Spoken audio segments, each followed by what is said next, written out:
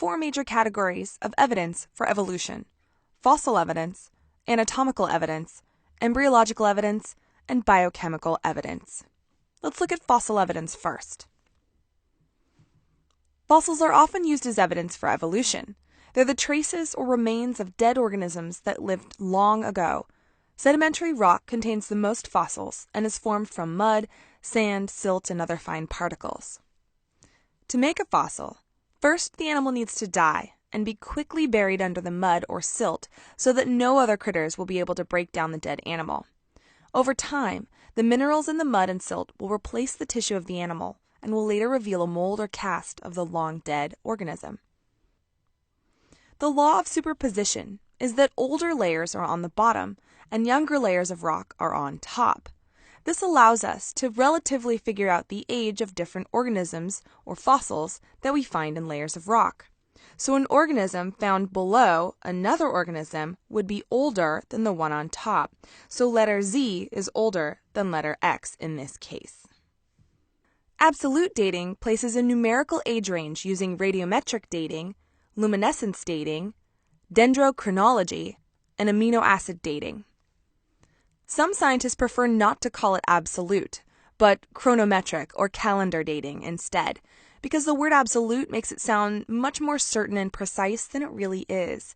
It's still an estimation, like the relative dating of rocks based on the law of superposition, but it has a number to it.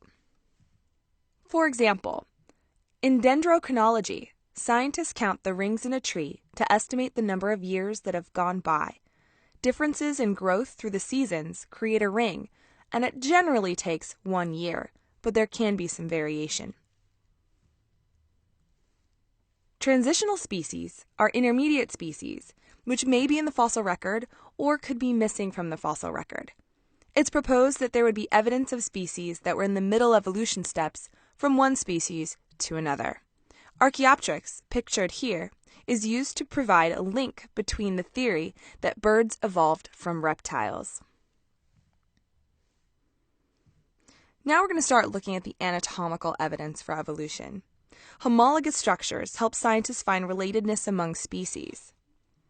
There are anatomical structures in different species that originated by heredity from a structure in the most recent common ancestor of the species. For example, if you look at the bone structure of a pterodactyl, a bat, and a bird, you'll see some basic similarities. This suggests that they had a common ancestor with a similar forearm structure, perhaps very long ago. But if you look at how they use their forearms for flight, they're very different. The pterodactyl has one long finger that spans a large section of the wing, the bat has a wing between its fingers, and the bird has feathers all along the forearm. These are analogous structures because even though they have closely related functions, they do not have a common ancestor for that function. Each of these species evolved their ability to fly from a different ancestral line. Vestigial structures are another piece of evidence because the structures seem to serve no function, but resemble structures with functional roles in other organisms. An example that's commonly used is the human appendix. The appendix was thought to be a shrunken remain of the cecum that can be found in many kinds of herbivores. The idea is that it's a remnant of evolution yet to be truly removed. In 2013, however, scientists refuted the relationship between cecum size and appendix presence.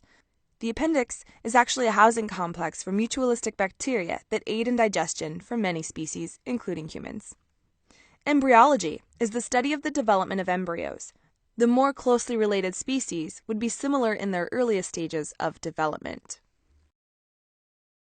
These exaggerated drawings by Ernst Haeckel were used to show similarities between early stages of an embryo among different species, including salamanders, pigs, and humans. Now, while they're not truly accurate, they were some of the first attempts at using embryology as evidence for evolution. Today, the stages are studied at the same point in their evolution, unlike these images. Lastly, when we read DNA and amino acids to find a quantitative way to organize evolutionary ancestry, we're using a molecular clock.